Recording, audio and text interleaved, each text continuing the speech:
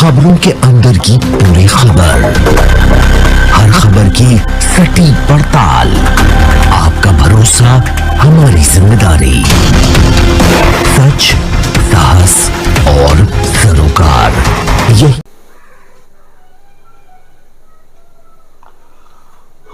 नमस्कार, आप देख रहे हैं लाइव 24 न्यूज़।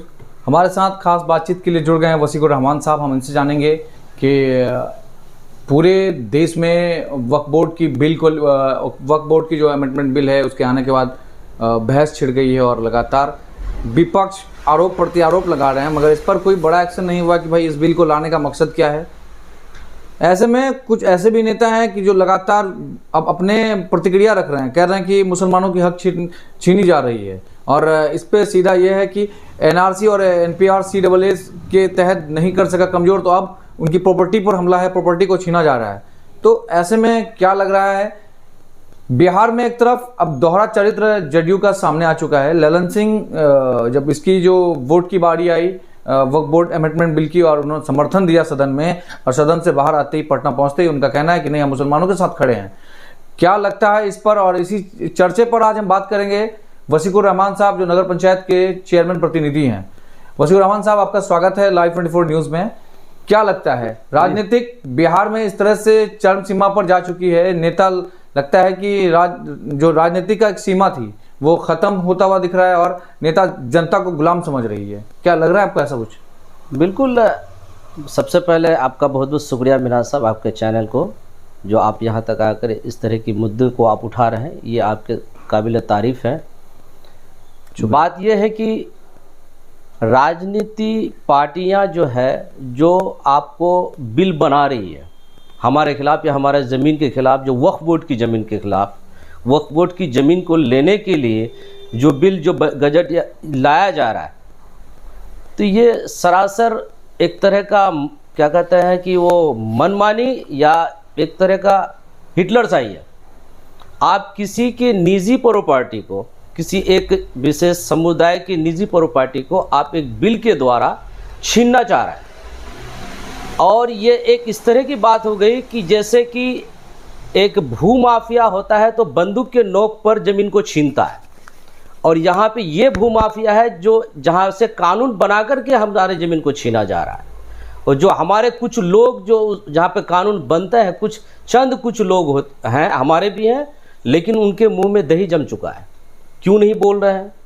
क्योंकि जहाँ पर वो जिस प्लेटफार्म के द्वारा वो चुन करके गया हुआ है, वहाँ पर जो उनके आका हैं, वो उसी के हमारे ही खिलाफ बात करके हमारे आदमी को लेके बैठा हुआ। सीधा आपका ये आरोप है कि उनके आका जो बैठे हैं इर्द गिर्द, वो नहीं चाहते हैं कि उनको बोलने दिया जाए और वो अपने हक की लड़ाई लड़ सकें। जी, इससे पहले भी हो चुका है। मिसाल के तौर पर मरहूम मौलाना हजरत कासमी साहब, असराउल्लाह कासमी साहब जो थे, जब तलाक के बिल पर बोला गया, तलाक के बिल पर जब बोला गया, बोलने के लिए चाहा वो, तो उनको बोलने के लिए मना कर दिया गया।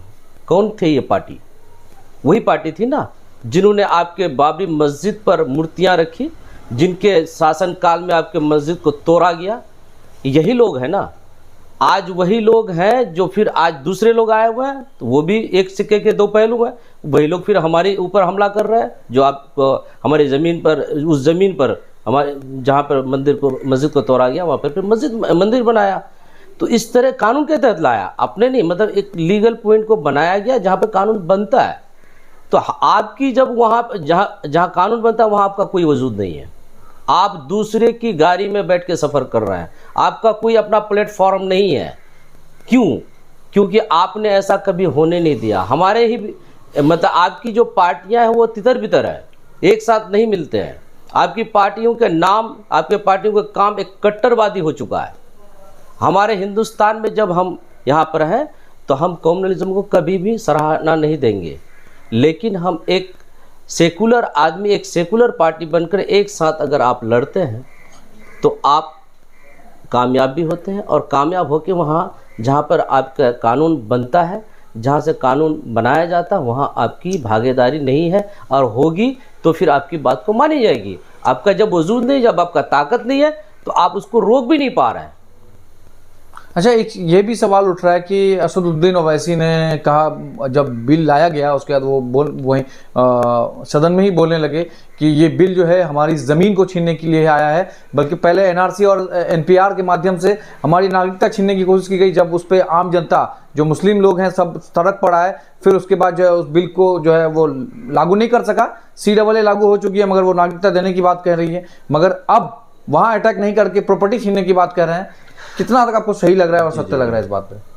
देखिए, जब आपको चारों तरफ से घेर करके आप पर हमला किया जा रहा है। अवैसी साहब बिल्कुल एक ऐसे व्यक्ति हैं या ऐसे पर्सनालिटी है जो अकेले आपके शरीयत के फेवर में बोलते हैं और आपके लिए बोलते हैं। फिर वहाँ सिर्फ उनकी पार्टियों के नाम में एक कमी रह गई है, जिसके वजह से एक कम्युनलिज्म का नाम झलकता है। इत्तेहादुल मुस्लिमीन, आप मुसलमानों को सिर्फ इत्तेहाद कर रहा है। आप एक सेकुलर पार्टी बना करके आप आते, आज आपका पूरे इंडिया में आपकी पार्टी वाहवाही हो जाती है। वाहवाही हो जाती मतलब ये आपकी निजी राय है वसीकुर रहमान साहब? मेरी निजी राय है, मैं और बोल रहा हूँ आपके माध्यम से। तो खैर जाने दीजिए, बोल रहे हैं उसकी तारीफ होनी चाहिए।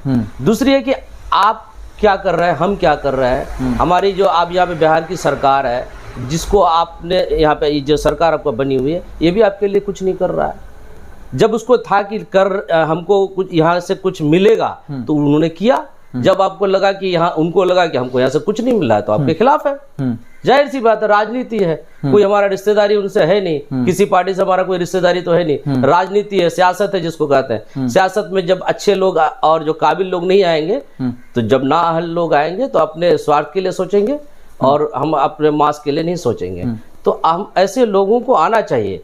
आप जमींदार बन के बैठे हुए हैं, जमीन और क्या कहते हैं, एक क्या कहते हैं, कंफर्ट जोन में बैठे रहना चाह रहा है। जब कंफर्ट जोन में आप बैठ के रहेंगे तो आपसे सब कुछ छीना जाएगा। आपको थोड़ा सा आना होगा, फ्रंट में आना होगा, अपनी हर जगह आपको अपना मजबूती दिखाना होगा, चाहे शिक्षा में हो, तालीम में हो, चाहे आपका बिजनेस व्यापार में हो या आपका राजनीति में हो। जब आप हर जगह मजबूत नहीं होइएगा तो आपको हर जगह से हमला होगा। कमजोर आदमी पर सब कोई हमला करता है, मजबूत आदमी पर आज तक किसी को हमला करते हुए देखे? क्योंकि वो जानता है कि इसको अगर हमला करेंगे तो हमसे उससे ज्यादा जोरदार हमला हम पर हो जाएगा। तो आप ताकतवर कैसे बनिएगा? ताकतवर बनने के लिए सबसे पहले आपको बुनियादी चीज है तालीम, दूसरा है आपको बिजनेस, दूसरा है आपको सियासी पावर, सियासी अपना प्लेटफॉर्म। ये चीज की जरूरत है। हम हमेशा दूसरों के झंडे को बुलंद करते रहे, चाहे वो कोई सा भी पार्टी रहे। उस सेकुलर के नाम पर आए, कट्टरपंथी के नाम पे आए, उस दूसरे का पार्टी का झंडा, पटना से आया, दिल्ली से, हैदराबाद से, सब कोई दूसरे का झंडा को ढोए हम लोग। लेकिन अपना कोई वजूद नहीं बनाया, अपना कोई प्लेटफॉर्म बनाया ही नहीं। 1%, 1.5%, 2%, 3% वाले ने पार्टियां बनाकर अपने हिस्सेदारी, अपनी भागीदारी ले लिया विधानसभा और लोकसभा दोनों में। आप यहाँ बैठ करके सिर्फ सुप जोन में बैठ करके, कंफर्ट जोन में बैठ करके उनके लिए तालियां बजाते हैं हम लोग, उनके लिए उनका झंडा उठा कर चलते हैं, उसका स्टेज को सजाते हैं, उसके लिए कुर्सी लगाते हैं, उसके लिए दरी बिछाते हैं, फिर उसके तालियां बजाकर उसके हौसले को बुलंद भी करते हैं। फिर जब वक्त आता है तो वही हमको कुचल रहा है। हमारे लोग जब उनके वहां जाते हैं तो दरबान की तरह खड़े रहते हैं। आपकी कोई वहाँ अहमियत नहीं होती है। हम यहाँ MLA MP बना के भेजते हैं, आपकी वहाँ कोई अहमियत नहीं होती है। और या फिर बोलने के लिए फिर अब उसकी कठपुतली बन जाता है। अब वहीं पर असम में आपको बदरुद्दीन अजमल साहब को किसने वहां से हटा करके फिर अपनी पार्टी को वहां पे जिताया? क्यों ऐसा हो रहा है? हमारे ही लोग हैं ना वहां पे। हम लोग बट जाते हैं इधर उधर इधर। एक जगह रहिए, चाहे वो हिंदू हो मुस्लिम हो, हम लोग एक क्षेत्र के आदमी है, एक क्षेत्र में रहना चाहिए और अपना क्षेत्र का एक अपना प्लेटफॉर्म होना चाहिए। क्या वसीकुर रहमान साहब सच में विधानसभा से पहले पार्टी की तैयारी चल रही है? अपना पार्टी, अपनी माटी, अपना लाल, अपना दल, अपनी पार्टी, अपना सीमांचल। बिल्कुल। क्या सच में ऐसा कुछ होने जा रहा है क्या? बिल्कुल ऐसा हम कोशिश तो बहुत दिन से कर रहे हैं, हम सब लोगों को बोल रहे हैं, लेकिन एक पार्टी बनाने के लेकर चलाने तक के लिए बहुत ही हिम्मत और हौसला और बहुत ही और चीज़ों की ज़रूरत पड़ती है, एफर्ट की ज़रूरत पड़ती है। लेकिन कोई आदमी, हमारे मरहूम सीमांचल के गांधी जिसको कहा तस्लीमुद्दीन ने भी पार्टी बनाने की बात बताई, सोची भी, हम लोगों ने भी सोचा, मसूर भाई ने भी सोचा, लेकिन कोई इस पर काम नहीं कर पाया। क्यों? क्योंकि जो भी बनाने के बाद कहा, क्योंकि वो दूसरे पार्टी के सब कोई पद पर थे, तो पद छोड़ करके कोई आदमी डर से नहीं छोड़ना चाहिए मेरा पद भी जाएगा, इधर पार्टी सक्सेस होगा कि नहीं होगा। तो यहाँ अपने स्वार्थ के लिए सक्सेस और अनसक्सेस की बात सोच करके कोई पार्टी नहीं बनाया। अगर पार्टी बनाने के लिए आज आप एक पेड़ लगाते हैं तो कल आपकी नस्लें या आपके बच्चे उस पेड़ का फल खाएगा। हमको मिले नहीं मिले, लेकिन आपके आने वाले नस्ल तो आपको बोलेंगे कि मेरे लिए कुछ करके गया। आज मेरे दादा या पुरखों ने अगर कोई पेड़ लगाया था, आज हम उसका फल खा रहे हैं। जैसे कि मान लेते हैं मिसाल के तौर आम का पेड़, मेरा दादा एक बगान लगाया था तो आज हम लोग आम खा रहे हैं। आपने क्या किया? हमने एक पेड़ तक नहीं लगाया। अपना राजनीति का एक पेड़ तो लगाइए, उसका फल अगर हमको भी हो सकता है मिल जाए, आने वाले नस्लों को भी मिल जाए, तो आने वाली नस्लें भी तो कहेगी नहीं हमारे बाप दादों ने कुछ किया था। फिर तो आप जाकर वहीं रह जाइएगा और उससे बैकफुट पे आ जाइएगा। अभी भी नहीं सोचे तो फिर सोचने वाला कोई नहीं। मैंने हिम्मत किया है और हिम्मत देखिए, आप लोगों की दुआएं रही तो बहुत जल्द एक पार्टी का हम निर्माण करेंगे इंशाअल्लाह। तो क्या ये माना जाए कि वसीकुर रहमान साहब इसी विधानसभा चुनाव में अपनी पार्टी का आगाज कर सकते हैं? बिल्कुल कोशिश कर रहा हूँ।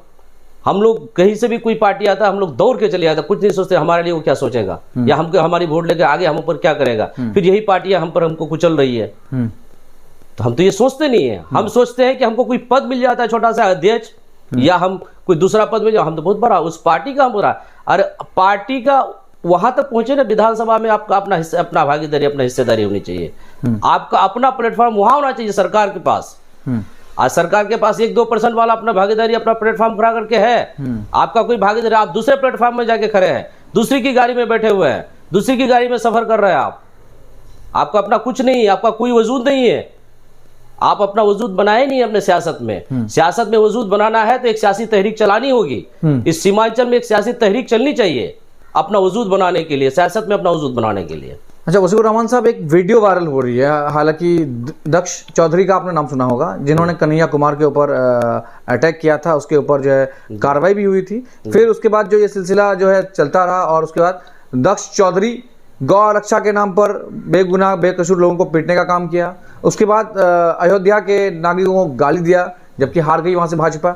उसके बाद अब एक रोहनिया के रहने वाले जो लोग हैं वो दिल्ली में हैं, और क्या पता वो भारत के लोग हैं या रोहनिया से आए हुए हैं, मगर उनको रात के 12 बजे घुसते हैं और डंडा लाठी और डंडे से पिटने लगता है। उनका सीधा कहना है कि बांग्लादेश में हिंदुओं के ऊपर अत्याचार हो रहा है, इसलिए तुम लोगों के ऊपर भी यहाँ हम हिंदुस्तान में करेंगे। क्या आपको लगता है कि हमारा संविधान कहता है कि किसी भी नागरिक के ऊपर हम अत्याचार करें? सबसे पहले तो इंसानियत नहीं है, इंसानियत ही नहीं। कोई भी इंसान को कोई कहीं मार रहा है तो आप भी मारिए, वो भी हैवान है, आप भी हैवान है। और फिर संविधान तो आपका इसका हक दे ही नहीं रहा है।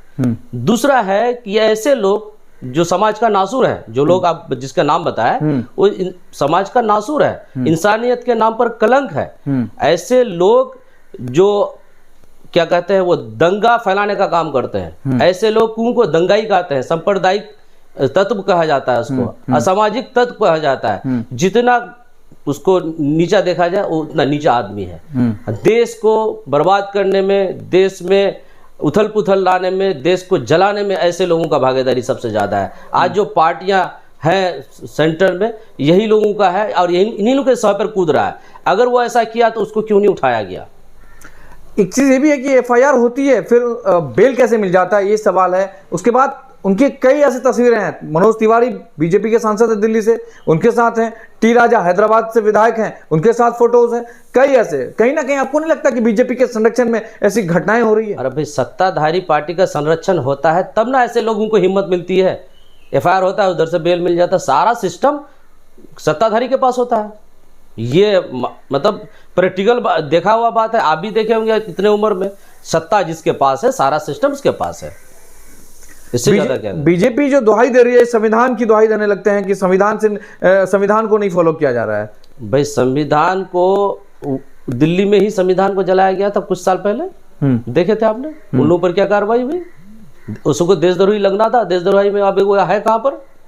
संविधान को दिल्ली केंद्र में जलाया गया। जो जलाएगा उसका फुटेज भी, वीडियो भी सब जारी हुआ, न्यूज में भी आया, सारा चीज हुआ। संविधान को मानने वाले अगर होते तो ऐसे लोग बाहर ही नहीं होते। ये तो संविधान की दुहाई दे करके जो लोग यहाँ के बेस लेवल पे हैं उनका वोट कलेक्शन करने के लिए संविधान का लोग सिर्फ दुहाई देते हैं। संविधान को तो कब का ये अलग से संविधान बना करके बैठा हुआ है लागू कराने के लिए। यानी आपको अब लग रहा है कि नहीं, बीजेपी की जो नीति है वो कहीं ना कहीं जो है सीधा सिर्फ एक जो कौम है उसको टारगेट करके अपना सत्ता हड़पना चाहती है और सत्ता में बने रहने के लिए इस तरह की हथकंडा अपनाए हुए है। एक ही कौम नहीं, वो हर निचले और पिछले लोगों को वो कुचलना चाहता है, हर पिछले वर्ग को कुचलना चाह रहा है। अब वही इससे बीजेपी की बात क्यों कर रहे हैं, इसकी जो पार्टियां और जो ऊपर जो इसके विपक्ष में भी रहा जब सच्चर कमेटी आई, सच्चर कमेटी रिपोर्ट रघुनाथ मिश्रा ने पेश किया, इन पर इम्प्लीमेंट क्यों नहीं हुआ, क्यों नहीं हुआ? एएमयू को यहाँ पे किशनगंज में जमीन दिया, वही नीतीश कुमार जी उस वक्त दिए थे, दिया 2011 में जमीन रजिस्ट्रेशन हुआ, 11 से लेके 14 तक किसकी सरकार थी? क्यों नहीं 1 रुपया का 1 फुटी कौड़ी नहीं मिला फंड? अब दुहाई ये उस पार्टी को दुहाई देता है, वो इस पार्टी को दुहाई देता है। ये लोग दोनों लड़ करके दिखाता है कि हम उसका दुश्मन, वो हमका दुश्मन, और हम लोग को बीच में उल्लू बनाया जा रहा है, हम पब्लिकों को उल्लू बनाया जा रहा है, हम जनता को बेवकूफ़ बनाया जा रहा है। ये बात तो सब कुछ सब नहीं समझ पा रहा है, जो आदमी जानते हैं वो समझ रहे इस बात को। आज यहाँ पे बिहार में अभी को देख लीजिए, आप इसकी बात कर रहे हैं, आप इससे पहले जो सरकार बनाई थी जहाँ पे राजद के साथ नीतीश कुमार जी, उस वक्त आपकी भागीदारी उस वक्त भी क्या थी बताइए आप, क्या थी आपकी भागीदारी? कहाँ गए वो हमारे अब्दुल बारी सिद्दीकी साहब को, बहुत दिन रहे राजद में, क्यों नहीं उसको डिप्टी सीएम बनाया आप? नवी फेल डिप्टी सीएम बन सकता है, अब्दुल बारी सिद्दीकी का कोई रोल नहीं है उसमें, सबके सब वही है, क्योंकि आपका अपना प्लेटफॉर्म जब तक नहीं होगा आपको कुछ नहीं होगा। अच्छा, बिहार में कहा जा रहा है हैना साहब के बाद जो है अब आरजेडी अपनी कदम बढ़ा रही है हैना साहब की तरफ, क्या लग रहा है आपको? क्यों जिस वक्त इलेक्शन लड़ रहा था उस वक्त क्यों नहीं उसको टिकट दिए आप? हाँ, अभी जब वो जीत के अपने ताकत पर आया तो फिर आपको लुभाया जा रहा है। वही बात है, जब आप अपनी ताकत को दिखाइएगा तो सब आपके पीछे आएंगे, जब आप कमजोर होइएगा सब कोई आपको कुचलने का कोशिश करेगा। यही बात शॉर्ट में ही समझ लीजिए, नहीं तो फिर लंबी बात हो जाएगी। वसीकुर रहमान साहब की तैयारी कैसी रहेगी विधानसभा चुनाव को लेकर के? अब लोगों के बीच में लगातार जो है वो सोशल मीडिया पर जो है वो कंटेंट चल रहा है कि वसीकुर रहमान साहब चुनाव लड़ेंगे, ये अस्पष्ट हो चुका है। सच में वसीकुर रहमान साहब चुनाव की तैयारी? मैं चुनाव लड़ना नहीं चाहता हूँ कि मैं पर्सनल अपने स्वार्थ के लिए कभी मैं चुनाव नहीं लड़ूंगा, अपने स्वार्थ के लिए नहीं। हम यहाँ के लोगों की हालत को देख के एक अपनी पार्टी बना करके इलेक्शन लड़वाना चाहता हूँ, चाहे उस वक्त मैं लड़ूँ या जो आदमी उसके लायक होगा, जो आदमी को लोग पसंद करेगा वो पार्टी में आकर के इलेक्शन लड़ेगा। या हमारा ही बेटा, हमारा ही जहाँ के बीच हमारा ही बेटा इस इलाके का बेटा दूसरे प्लेटफॉर्म में जाकर के जीत के जाते हैं, वो तो हमारा ही भाई है ना। वो लोग इस पार्टी में आए, वो लोग ही पार्टी बना करके हर विधानसभा से लड़े। मैं नहीं चाहता कि वसीकुर रहमान विधायक या एमपी बने, मुझे एमपी एमएलए या कुछ बनने का मुझे शौक नहीं है। मैं चाहता हूँ कि इस इलाके की तरक्की, इस इलाके के को मजबूत कैसे बनाया जाए। आज यहाँ पे क्या कहता, महानंदा बेसन परियोजना कब आया था, अब तक उस पर लागू नहीं हुआ, उस पर इम्प्लीमेंट नहीं, उस पर काम नहीं हो पा रहा है। 3rd 4th phase, 2nd phase अभी बाकी पड़ा हुआ है। जो 2017 में बाढ़ आई पर पूरे लोग यहाँ तबाह बर्बाद हो गए, कोई पार्टी वाला आकर के देखने हाल पूछने वाला नहीं हुआ। जो आप बोलते हैं कि हम मुसलमानों के साथ हैं, फलाना के साथ है, या पिछड़े लोगों के साथ है, हमारे यहाँ मुस्लिम पिछड़े जाति के लोग बहुत हैं, तो हम लोग यहाँ हम लोग को देखने के लिए कोई नहीं आता है। अगर महानंदा बेसन परियोजना अगर आज बन के तैयार होता, सारी नदियों के दोनों किनारे बुलडोजर पिचिंग और रोड बन जाता, कभी भी हमारा बाढ़ का पानी हमारे गाँव में नहीं घुसता, ना हमारा गाँव का कटिंग होता। अब जो कि एएमयू का यहाँ शिक्षण इतनी बड़ी संस्थान है, उस पर एनएमसीजी में आपको केस करवा करके उसको इंजेक्शन लगा करके रोक के रखा है। ये वही लोग हैं जो आज मंत्री बनते हैं, आज अध्यक्ष बनते हैं, ये वही लोग हैं जिसे केस करा करके आज वहाँ पे मामला को अटका के रखा हुआ है। क्यों रखा हुआ है? आप ही के बीच में आप ही उसको वोट देते हैं, हमारे जो प्रतिनिधि लोग हैं उनको वोट दे करके उसका हाई लेवल पे पहुंचाया गया है। दूसरी बात यह है कि हमारे यहाँ पे कोई कल कारखाने नहीं है, लोग पलायन कर रहे हैं। कल कारखाने क्यों नहीं है यहाँ पे? हमारे यहाँ पे अगर चाहे तो बहुत चीज़ बन सकता है। हम यहाँ पे धान उगाते हैं, यहाँ पे मक्का उगाते हैं, सरसों उगाते हैं, ये प्रोसेसिंग प्लांट हम क्यों नहीं बनाते हैं? यहाँ पे प्रोसेसिंग प्लांट आपको गलगलिया में 1-2 बैठा, हर जगह अगर बैठाया जाए, यहाँ पे बहुत सारी हमारे पास संभावनाएं हैं, लेकिन सरकार हमारी तरफ ध्यान नहीं दे रही है। उच्च शिक्षण संस्थान नहीं बना हमारे लिए। हम सुबजापुरी एक जो है उस पर अभी तक उसको एनेक्शन 1 में उसको रिजर्वेशन नहीं मिल पाया है। बहुत सारी अब यहाँ पे देखिए ठाकुरगंज और बहादुरगंज को अनुमंडल की मांग है, 35 साल होने वाला है, प्रस्तावित है, यानी कि प्रस्तावित नहीं है, प्रस्तावित है। 35 साल हो गया है। दोनों जगह को बनना जरूरी था अनुमंडल, और बनना के लायक भी है, क्योंकि आज हमारे जो बच्चे एग्जाम देने के लिए किशनगंज जाना पड़ता है, 35-40 किलोमीटर दूर बोर्ड का एग्जाम देने कहा जाएगा किशनगंज। रास्ता भी इतना खराब है कि बीच में एक्सीडेंट हो जाता है, लोग एग्जाम देने के चक्कर में मतलब एक्सीडेंट होकर के इस दुनिया से चले जाते हैं। लेकिन सरकार या किसी हमारे प्रतिनिधि को इसका ध्यान नहीं है। पहले हमारा बहादुरगंज में सेंटर बनता था, ठाकुरगंज में बनता था, हर जगह बनता था बोर्ड का सेंटर, लेकिन अब एक जिला में जाना पड़ता है। जिला ठाकुरगंज वाले 42 किलोमीटर जाते हैं, अब दिघल वाले 60 किलोमीटर के आसपास जाते हैं, टहरागाज वाले 70 किलोमीटर के आसपास। एक दिन में चल के जाएगा एग्जाम देने के लिए, बच्चा एग्जाम दे पाएगा? इस तरह की बातों पर ध्यान नहीं देते हैं। बहादुरगंज में 2 लाख यहाँ पे की आबादी से ज़्यादा है, एक प्राथमिक स्वास्थ्य केंद्र बना हुआ है, और यहाँ पर जो आज प्रभारी बैठा हुआ है, वो प्रभारी किसी रसूख वाले का रिश्तेदार लगने की वजह से यहाँ से उसका ट्रांसफ़र नहीं किया जाता है, और यहाँ पे आता है तो सिर्फ एक डिटोल और एक रुई भी नहीं मिलता है टाइम पर। ऐसे हमारे यहाँ पे व्यवस्था किया हुआ है। जब इसका कंप्लेंट किया जाता है वो नहीं सुना जाता है। कैसी व्यवस्था है, कैसी सरकार चल रही है? क्यों नहीं हमारे किशनगंज या हमारे सीमांचल को ध्यान से रखा जाता है? रोड के उस पार, नदी के उस पार 2-3 हॉस्पिटल, प्राथमिक स्वास्थ्य केंद्र, वहाँ पर डॉक्टर नहीं बैठते हैं, ना कोई दवाई मिलती है। हॉस्पिटल जो बना हुआ है वहाँ पे लोग जलावन रखते हैं, 4 दीवारी बनकर रह गया। जी, वहाँ 4 दीवारी बनकर रह गया है। वहाँ पे आपको क्या कहते हैं, जलावन वगैरह लोग इस्तेमाल कर रहे हैं, क्योंकि वो तो कोई काम का है नहीं, तो जलावन ही रखा जाए। इस तरह के क्यों नहीं जाँच हो रहा है? स्वास्थ्य विभाग क्या कर रही है? यहाँ पे स्वास्थ्य विभाग में जो कर्मी है। नमस्कार, आप देख रहे हैं लाइव 24 न्यूज़ बिहार। आइए नजर डालते हैं आज की बड़ी खबर पर। सबसे पहले चैनल को सब्सक्राइब कर लें, कमेंट सेक्शन में ज़रूर जाकर प्रतिक्रिया दें। हमारे निष्पक्ष पत्रकारिता को सपोर्ट और सहयोग